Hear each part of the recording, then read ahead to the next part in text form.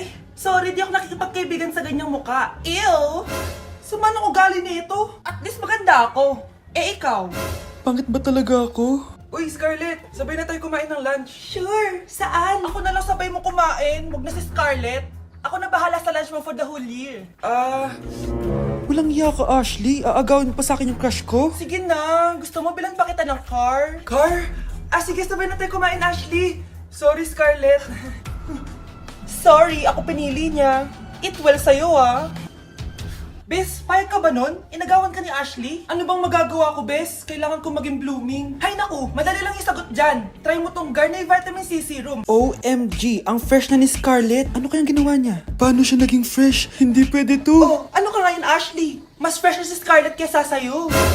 Scarlett, pwede ba tayong sabay kumain ng lunch mamaya? Che, di na kita kailangan. Humanda ka na, Ashley. This is the beginning of my revenge.